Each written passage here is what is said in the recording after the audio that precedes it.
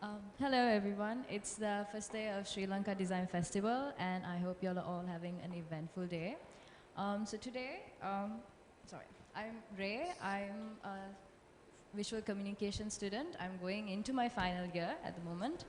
And let me introduce the theme of SLDF before we begin.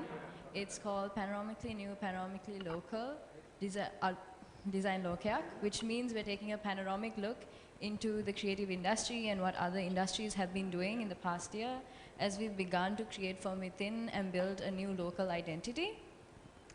And something as a design student I've realized is that social design is becoming a massive part of the new local identity. And so today we have two people who greatly contribute to social design, and that's Vinod Malvatta, the co-founder and a conservationist for the Parrotfish Collective, and Mika Tennakon, a creative designer and the design lead for the Parrotfish Collective. So it's great to have you both on board today.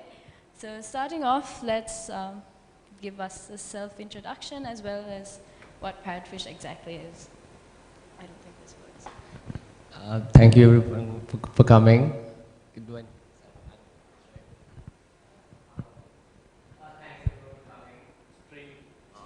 Okay, thank you everyone for coming. Yeah, great turnout. But thank you, honestly. Yeah, so my name is Vinod Malvatta. I am the co-founder of the Parrotfish Collective, as well as I work as a conservationist for several years. And yeah, so Meeks, maybe you can introduce yourself. Sorry, I can't hear you very well. Will you introduce yourself? Yeah.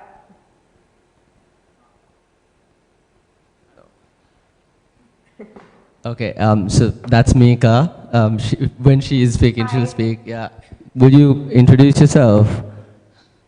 Sorry, I just can't hear you very well. Oh. Oh, yeah. Hi, I'm Mika. I actually started my creative journey at AOD.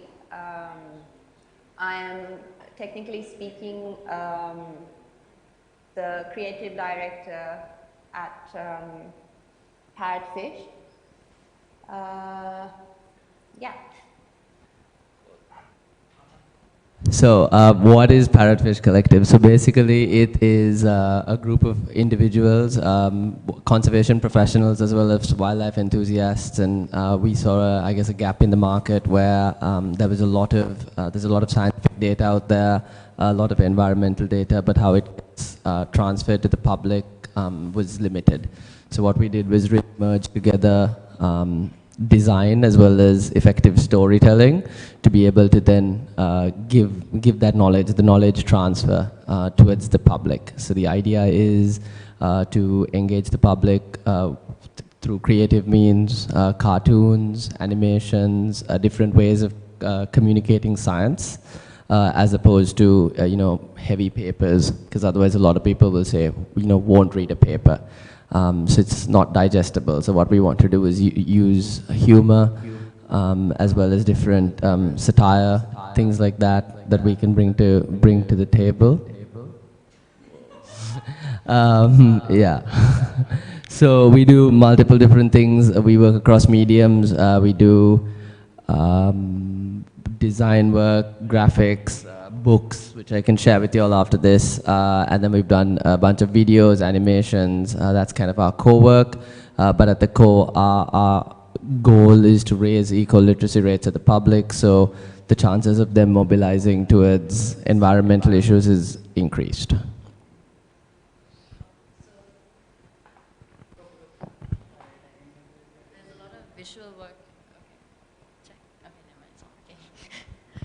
There's a lot of visual work in what y'all do, and I've earlier seen a lot of illustrations and creative work, but why did you think a creative approach was the best approach to create like an impact and share information? Okay, Mika, did you hear that? Yeah. The sound keeps cutting in and out. I can't really hear what's happening. Yeah. Sorry. Like it connects really well at the start, and then it cuts out again. That's all. Why I just want to create your best approach to take in sharing information. Okay, so generally data and information, when it comes to science, particularly or environmental science and conservation, it can be quite heavy and I wouldn't say boring, but unless you're fully interested in that subject, I think you wouldn't go to that extra length to read some heavy text, right? So I think a creative, visually engaging way is key. It's important because you want to grab the attention of the viewer, you want to tell a story essentially. And I think visual communication is mainly about storytelling. And with storytelling, I think visual graphics, a creative way, infographics has become a massive fad now especially, and it obviously works.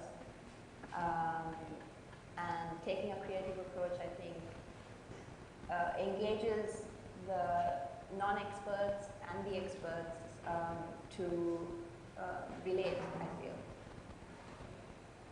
And most of our content communication happens online, mainly Instagram, as you might know. And we have a very short attention span, so you basically scroll through and you scan the content, and something visually engaging would make you stop. And yeah, I think in that sense, I feel like we all agree that visual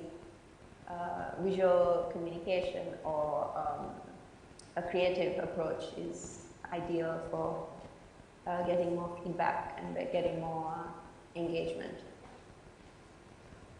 Yeah, to add to that as well, I think something that we benefit with when you're doing creative work like this is sometimes you can't take you can't use photography as a tool because some of the things we're talking about are, we'll say, complex issues, or you have to spend a lot of time in the field to get certain images.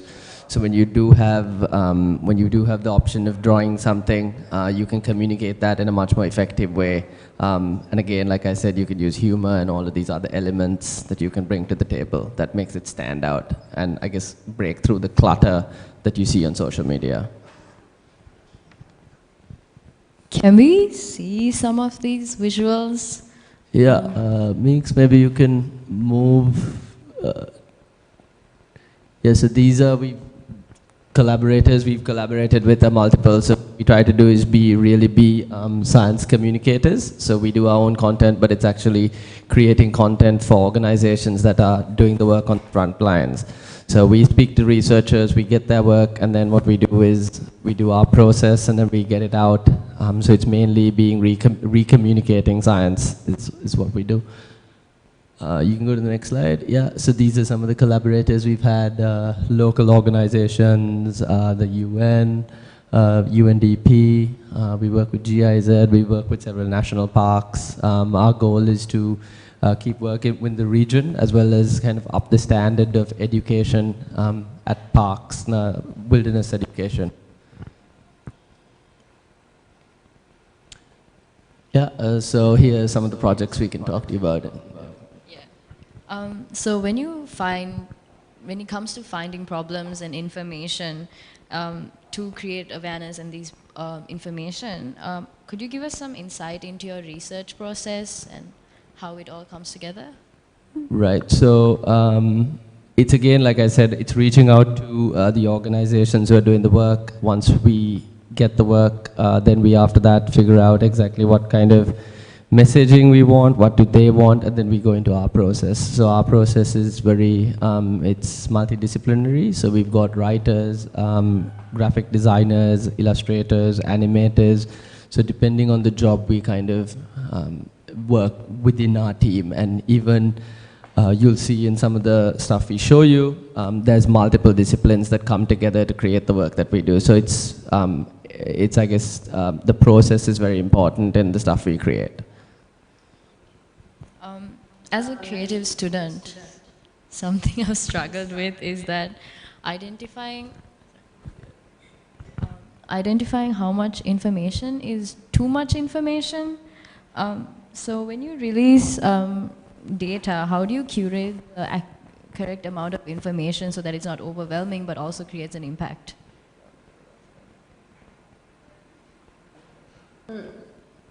Yeah, I think with the information collected, Vinod, you might be able to answer better on it, but I would focus on 3 points. Basically, having a very clear understanding or goal of the message you want to convey,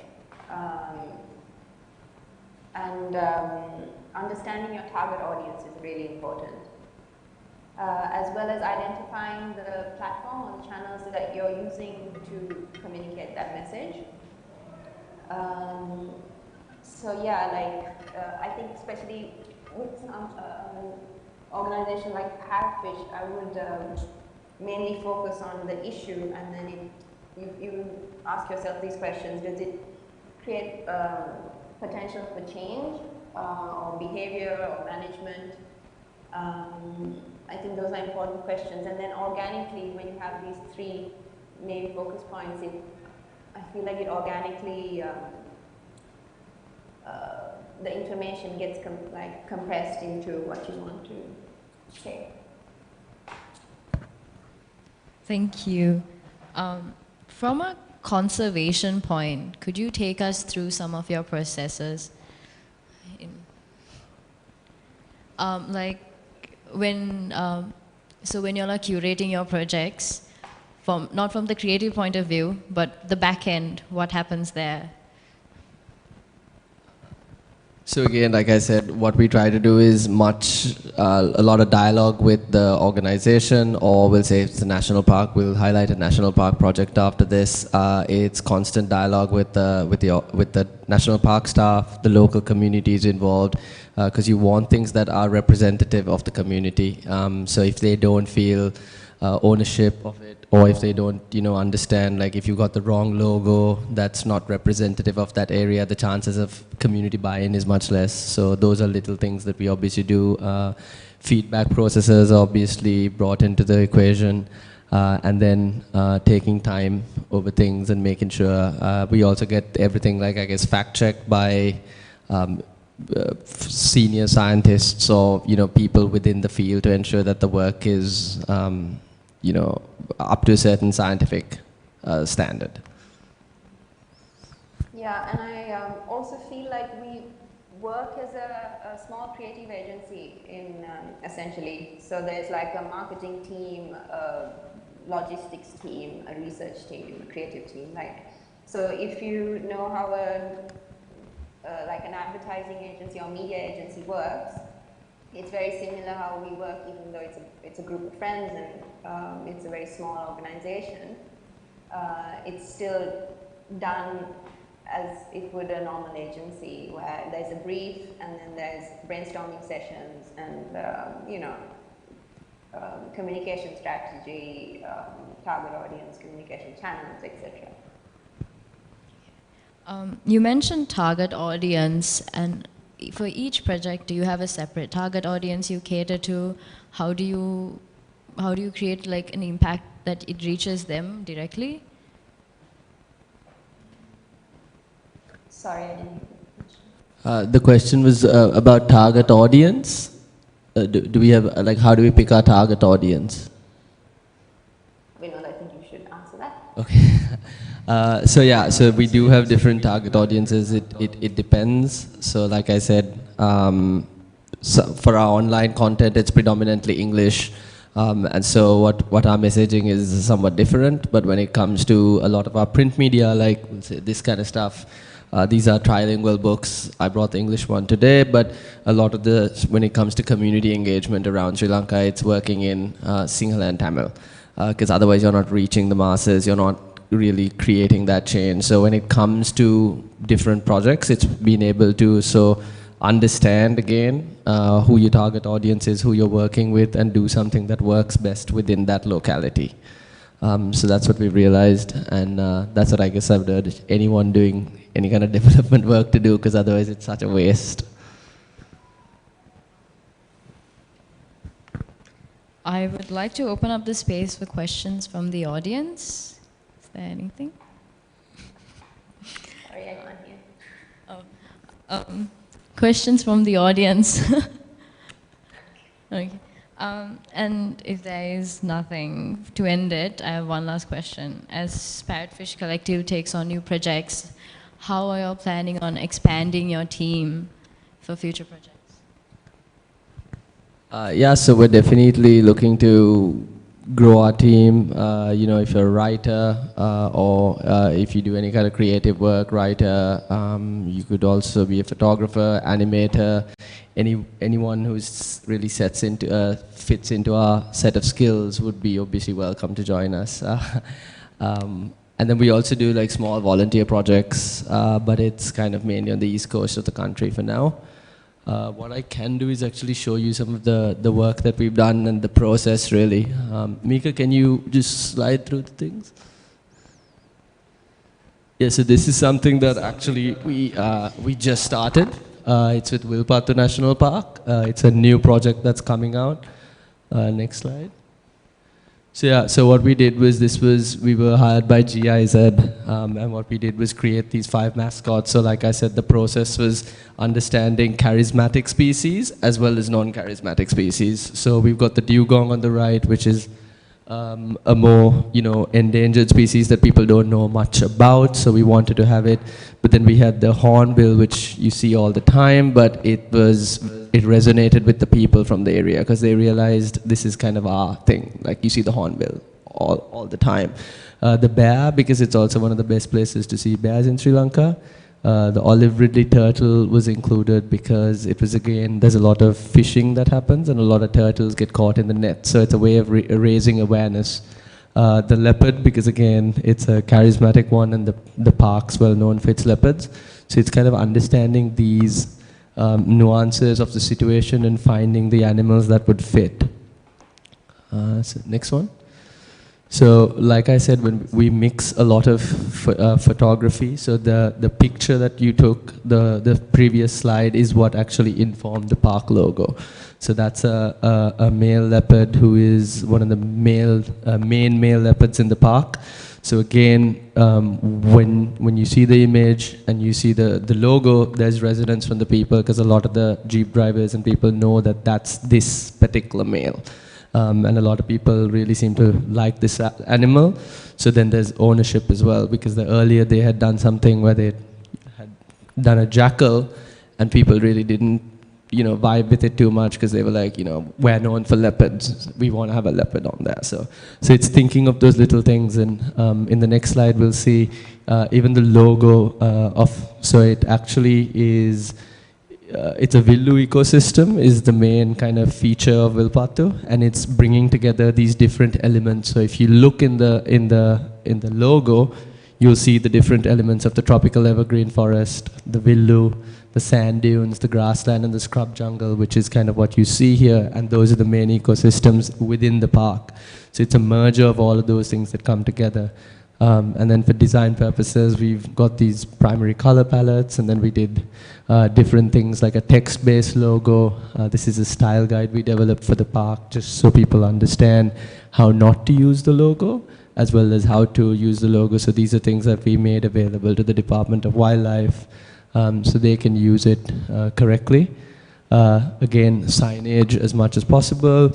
This is a picture we took on one of the roads, and it's again showing examples of how you can incorporate it. So it's giving as much information as possible when we do give these out, examples. So even if we aren't involved in the future, the department has this information and they can give it to someone else and say, this is what, rather than recreating that wheel. Same thing when it comes to do not feed animals, just little signs that we've done. Next. Yeah, so these are actually some of the bigger work that we did, and this is our core work, which is environmental education. So it's bringing together different elements. So we've got written elements, which is just, you know, brief history, the Villus, archaeological importance, but the idea is actually putting animals within that ecosystem and trying to like actually place them within where you might see them. So like I said, we have photographers who work with us who will be on field trips, who take pictures of the trees, of the birds, and then that gets passed on to the illustrator, who then draws that scenario. So it's trying to be realistic as possible. So you as the viewer, when you're looking at this map, when you see it and then you look at it, we're trying to say, the chances of you seeing a white-bellied seagull are much increased because they're normally soaring in the sky. So when you see something and you don't really know, you look at the map, you're like, I think I saw this one, or it was that one. So that's what we're trying to do, try to place them as much as possible within these ecosystems. So the other idea is to give them as, bite-sized information. So people go away, because otherwise you go to a national park and if you don't see a leopard, you don't see a bear, you kind of go away with this feeling of, well, I didn't really see anything, but there's so much to see. So what we want to do is, share information about the lesser known species that are equally as important and who have really cool stories and really cool information. So what we do is highlight them as well. So here you'll see the 4 different ecosystems. So we have the Villu on the other side, which is the main ecosystem. And on this side, we have 4 different ecosystems: the tropical evergreen, grassland, scrub jungle, and riverine. All ecosystems within the park that you go through when you go on safari. Yeah, next. So these are other activities that we did. So this was community engagement work. So we did an activity book for kids. These are things that we actually haven't unveiled and we're showing people for the first time. It's printed and it's been given out to communities around the area. There was a kids engagement program for schools. So we did a book that's a trilingual book, how to draw fishing cats, help go through the maze, little things like that. It was, I think, a 25-page book. It's to get kids more involved. This was something that we're really excited about because it's addressing a huge issue in the country. It's two books on human-elephant conflict. It's a trilingual book, and Aruna is a young boy from the village who, loses his father to the conflict, and then how him and his mother, come together to create a way that's already been used in Sri Lanka and other places to kind of change the attitude of the village and go about using different mitigation strategies to mitigate the human-elephant conflict. And Aruna, and this is the kind of graphic illustration. It's a graphic novel, all ages, and then Aruna and the Jungle Spirits is the second edition of that, where Aruna's grown up a little bit more, and it's how he uses technology to help solve some poachers who come into the park, how he kind of uses technology to do that. So the idea is to try to inspire the next generation, the kids in the area, the youth, to be involved and using these kind of creative ways to do so. This was a coloring book that we developed. So, coloring books have been pretty, it's been pretty big over the last few years. So we did a coloring book for kids as well. So going in, again, Villu ecosystem, using pictures again. So that's our predominant way. So it's very, very realistic, and it's not scenes that are, we'll say, made up. Yeah. This was a kid's book, and this was written in a more poetic way, but it was a way of actually, this book was all about a lot of kids in areas around the park actually don't get to go in. So that's a huge issue, and there are several environmental organizations who do work around this, bringing people from the area as well as youth into national parks, so they can actually experience what's around them. Because otherwise, in Sri Lanka, we've had this thing called fortress conservation, where a national park is an area where the people around don't see a benefit. So if you need people to be stewards, or we'll say stakeholders, you need them to see some sort of benefit from the park and understand what's around them. So this is an example of the hornbill, as I told you again, a species that you see a lot kind of coming in, and his story as he flies around Vilpattu, and he's the narrator, and he meets a bunch of other animals throughout his adventure, and then he talks about it. So it's a way to experience the park, I guess, without going into the park. Yeah, that was the basic idea. And again, you'll see multiple use. Back again, Mika. You'll see photography, aerial, in this instance, drone photography.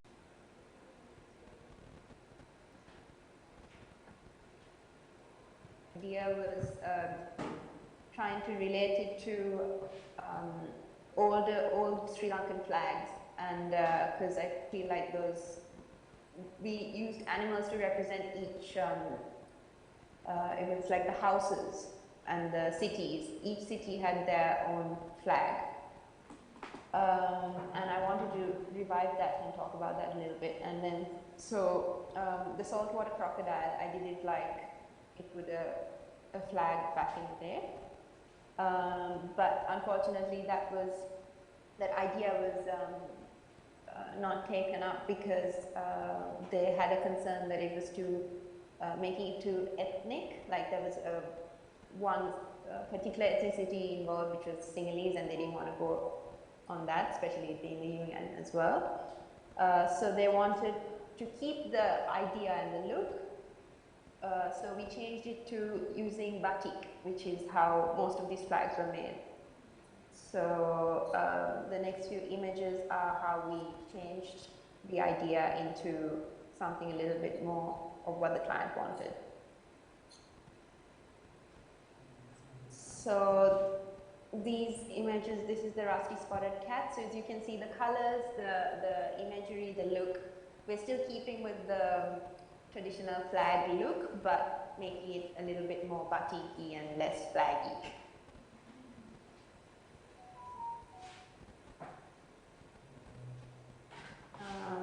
Sokaba crocodile,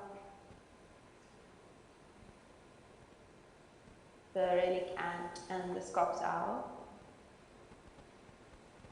This was also quite tricky because using colors, like because it was a calendar, the colors we used, the color palettes had to be different enough because it was one after the other. So January couldn't be too similar to February, etc. So that was an interesting challenge that I faced while designing this. But yeah, that's it. Yeah, that's kind of what we do. Yeah, any questions or yeah?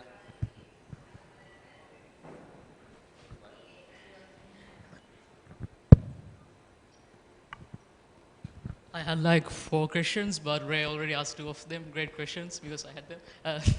So you mentioned collaborating, getting feedback from the community and fact-checking with researchers. So a little question is like, how long does it take to go through a project? And the other question is, you showed like coloring books and other material for kids. Do you like organize events and like get together with the kids and like? On the time question, it really depends on the project. So when we work with GIZ and the Department of Wildlife, it was kind of slow because the feedback mechanism is much slower. If they obviously, GIZ needs to check it, and it needs to be a lead partner, and it's like government logos going on, anything that are very specific about how it gets used. So there is a lot of, it's much slower and it can take months. Like that project was supposed to be, I think, like 12 months, but it also was COVID time, COVID fast, things like that. But if not, what we do is we always try to set up a day with the community, go show each of them, and what we, from our experience, we can also just like bring them along in the process, take a few stickers, you know, give these things out, and people are like very invested in it. It's not stuff that they get all the time, so they're really happy to like engage in that sense. When it comes to kids and stuff, I mean, we do a few things. It's a little tough because a lot of us are based out of Colombo. We work mainly remotely. Some people are abroad as well. Some people are spread out quite a bit. So a lot of our work is collaborative but online. But what we do is we make a lot of our resources available to organizations who do the work on the ground. So now we've seen organizations who want stuff done who come to us saying, hey, we'd like a kids book done, can you do it for us? And they do the outreach. It's almost like outsourcing, as Mika said, it's almost like working as like a small ad agency, if you will. But we just do conservation focused stuff.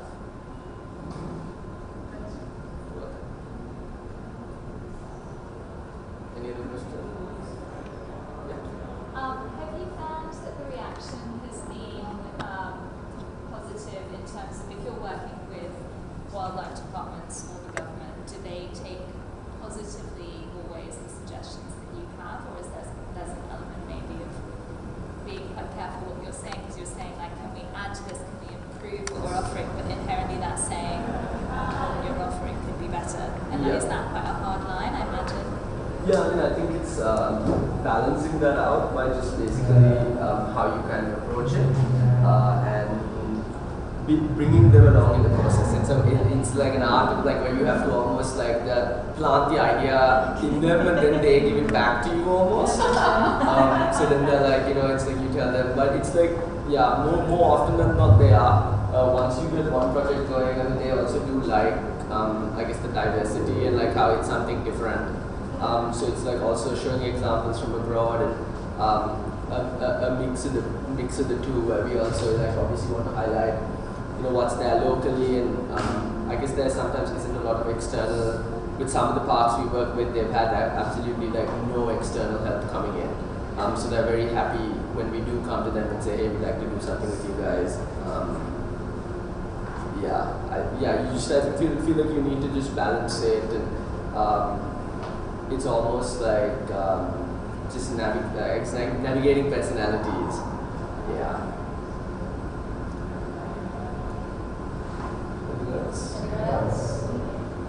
Thank you so much. I'll pass it around.